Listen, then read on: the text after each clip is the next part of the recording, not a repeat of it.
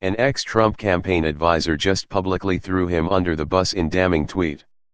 Remember Sam Nunberg? He was a Trump campaign aide and associate of Roger Stone who made a meteoric blip across cable TV news screens back in March when he decided to announce that he was going to defy a subpoena from Special Counsel Robert Mueller to produce documents and testify before a grand jury in the probe of Russian collusion with the Trump electoral effort.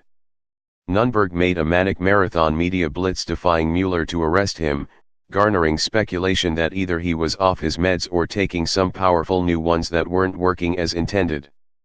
Whatever the cause of his public meltdown, he eventually relented and testified before the grand jury for more than 6 hours, presumably repeating his public assertion that Trump foreign policy aide Carter Page had colluded with Russian agents.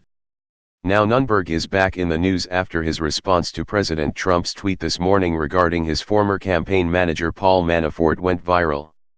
Trump attacked the FBI for not informing them of their investigation into Manafort's shady financial dealings during the campaign in an attempt to distance himself from his former senior electoral strategist, a move that may indicate that new developments could be dropping soon that will merit keeping Manafort's activities as far from the president as possible.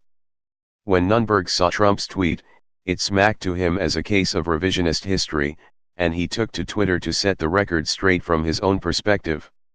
While Trump may have been lucky that Manafort was on his team in Nunberg's view, if the now indicted former campaign chief was indeed responsible for Trump's victory at the Republican National Convention, the rest of America was the victim. As justified as Nunberg's attacks on Trump may be, they could be discounted by some observers because of his long history of antipathy towards the president. He was fired by the Trump campaign early on after old Facebook posts containing racist comments surfaced, and he subsequently endorsed Senator Ted Cruz for the Republican candidacy. He also has been quoted as saying that Trump does not have a coherent political ideology and that there is nobody who hates him more than me. Given the strength of the resistance against the Trump regime, that's a title that will attract a challenge to Nunberg from a multitude of Americans.